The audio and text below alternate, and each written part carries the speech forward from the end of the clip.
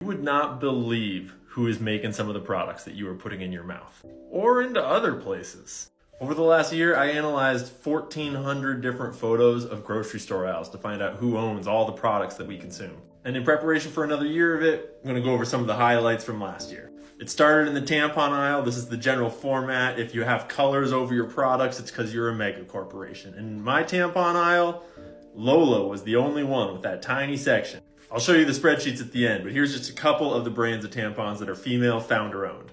Instead of buying these things from people like Johnson & Johnson that are poisoning your yoo-hoo, the cereal aisle was one of the most egregious. This green section, same as that one, is the only founder-owned brand in the entire cereal section, and that is Nature's Path. They were also the first brand that reached out wanting to sponsor my channel and support some content about regenerative agriculture. Awesome company. I will always sing their praises, especially when the competition is General Mills and PepsiCo and Post.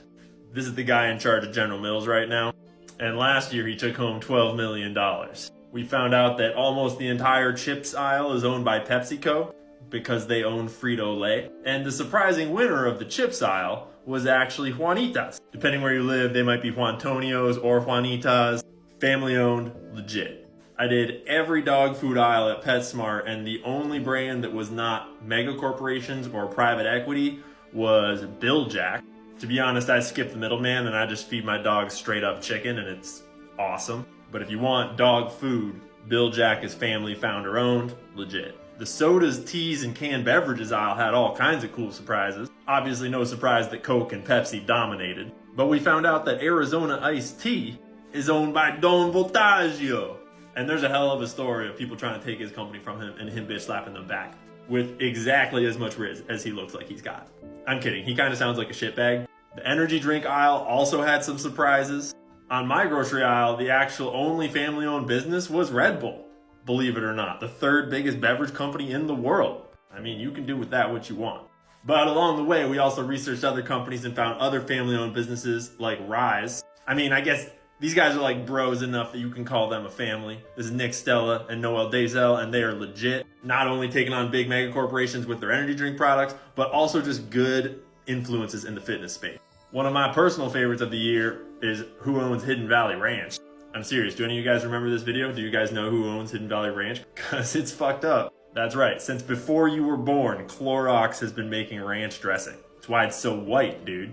The all-stars of the dressing aisle were 100% Ken's, even though they have a ton of shelf space. Ken's is family owned, big company, but they're legit. And the best of all is Newman's Own. You'll find Newman's Own products in all sorts of grocery store aisles, and this is not just hype. They donate 100% of their profits to charity. If only celebrities these days were good people still.